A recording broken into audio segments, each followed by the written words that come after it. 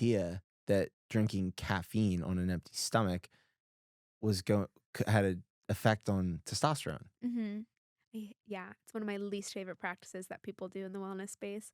I've had so many women come into me with thyroid issues, and they didn't see any, or receive any support or see any improvement with what their doctor told them to do.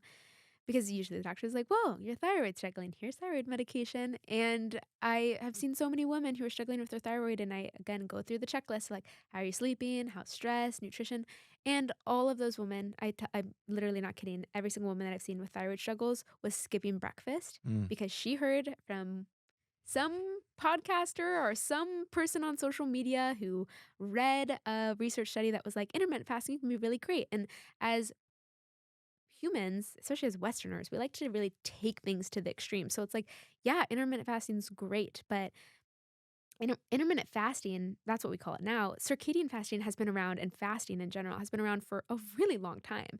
Humans have always taken a break from eating. We weren't just like eating all the time, you know? And like with any fad diet or health trend, it's like it's all marketing that goes behind it. And a lot of the research studies are funded by people who and companies who want to make products for intermittent fasting or promote that in some way and make money off of it. But circadian fasting is like, yeah, let's take a break from eating overnight. Like humans, when it was dark, we would stop eating.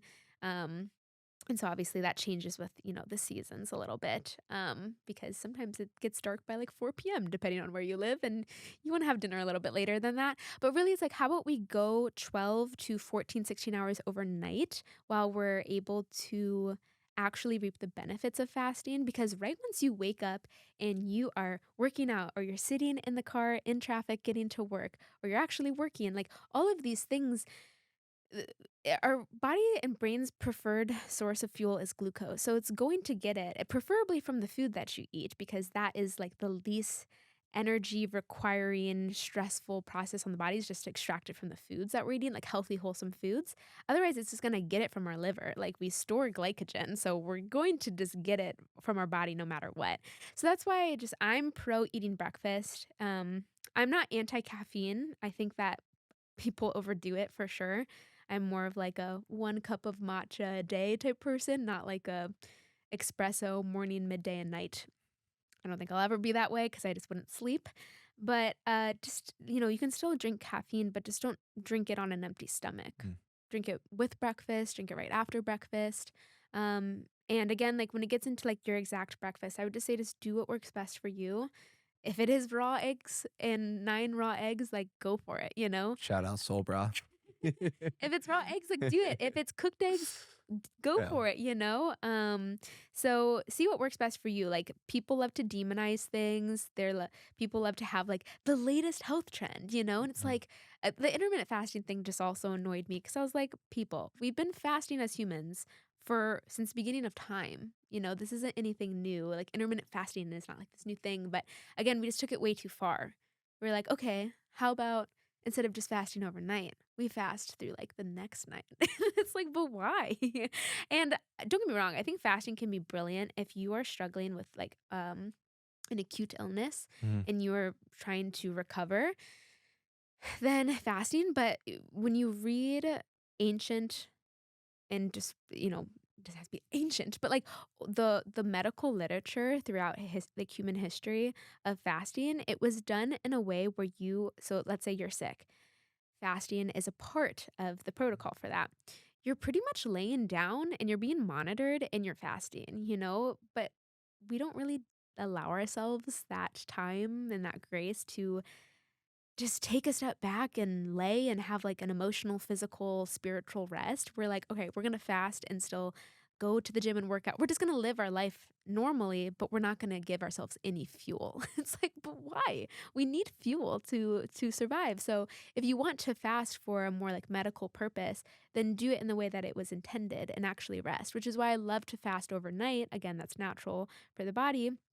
Because number one, it supports melatonin production. When we are eating, it's going to naturally increase our cortisol because, cortisol in the acute term is not a bad thing. It's actually a very healthy physiological response. And it's going to help with the digestion of the food that we're eating.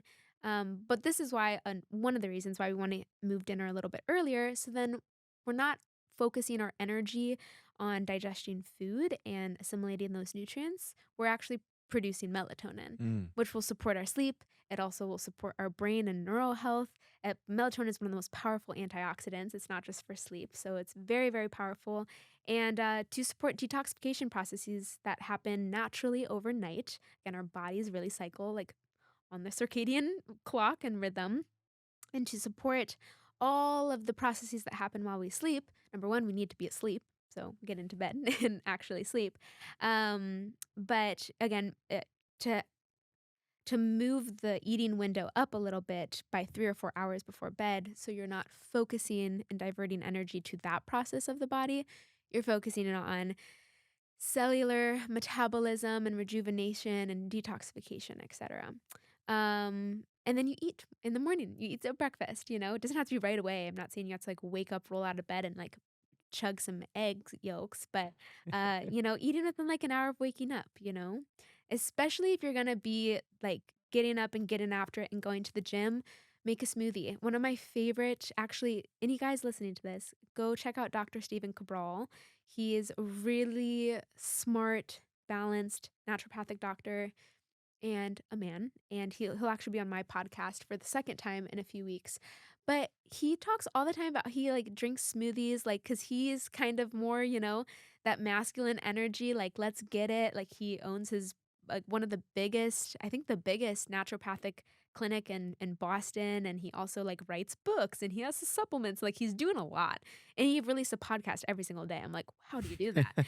On top of everything, and he's a father, so he definitely has that, like, get up, go get it energy, but he's not, like, fasting. In fact, he's actually very anti the extended fasting when it's not done in a more, like, a medical way, and he'll drink, like, his smoothies while he goes to the gym and lifts his weights. So that's nice too because a lot of people don't, especially if you don't eat breakfast right now, it's gonna be hard for you to right away start eating, like, a big breakfast, and maybe that's just not what you wanna do, and maybe that's not what you have time for.